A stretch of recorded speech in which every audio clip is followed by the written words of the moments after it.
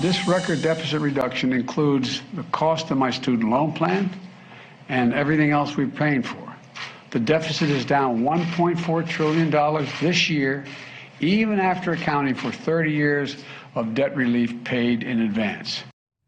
As President Biden just a few hours ago celebrating his student loan forgiveness plan, it's both wildly popular with young progressives, and highly constitutionally questionable. Just ask Nancy Pelosi, who says President Biden couldn't do it. People think that the President of the United States has the power for debt forgiveness. He does not. He can postpone, he can delay, but he does not have that power. That has to be an act of Congress.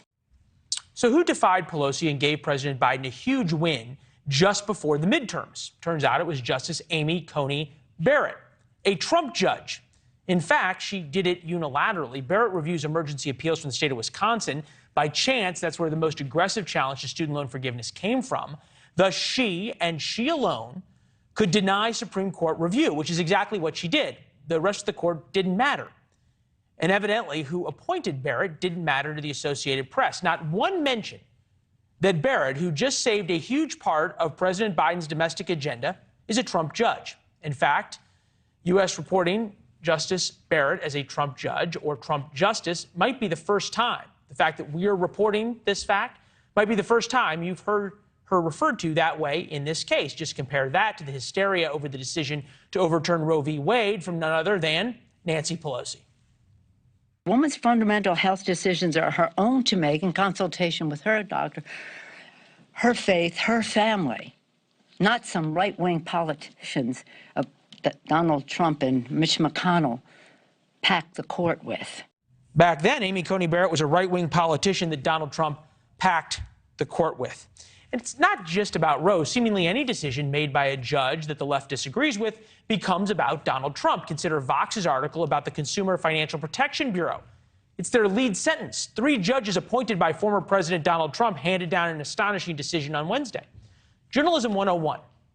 Lead should be the most important thing. To Vox, the most important thing isn't what's done, but who's appointed. Well, who appointed the judges may not be the most important thing in any story. In this case, declaring funding for the Consumer Financial Protection Bureau unconstitutional. Both sides of this case have merits, but who cares who appointed the judges? By talking about that, it calls the judges' impartiality, it calls their integrity into question. Axios certainly thinks it's important. 3 Trump-appointed judges in Texas declared the Consumer Financial Protection Bureau's funding structure unconstitutional on Wednesday in a decision with the potential to reverberate throughout the financial industry.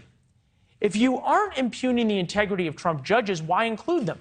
There isn't any other reason but to question the integrity of the institution they serve. Just 47% of the public trust the judicial branch of government. That's down from about 80%. Just 40% approve the way the Supreme Court is handling its job. For all the complaining these days about institutions and trust in institutions, attacks on institutions, it is not the chicken and the egg. One decidedly came first. Politicians and the press attack the institutions, and then we lose trust in them.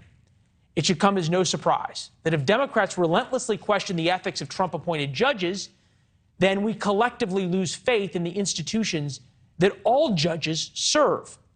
That's on point tonight. We do want to give you a very quick update to this story. Just in the past couple of minutes, the 8th Circuit Court of Appeals has issued this ruling. Henry E. Autry, we will not say who he was appointed by, issued a ruling staying debt forgiveness, which could have started as early as Monday. 8th Circuit Court of Appeals, the next step is the Supreme Court. Once again, it will be up to Trump judges, and we sort of know how Amy Coney Barrett is going to break and how she will vote on this. She's already told us that she will save one of President Biden's most important domestic agenda moments. Thanks for watching. Go to newsnationnow.com to find News Nation on your television provider. And don't forget to subscribe. Click the red button to get more of News Nation's fact-driven, unbiased coverage.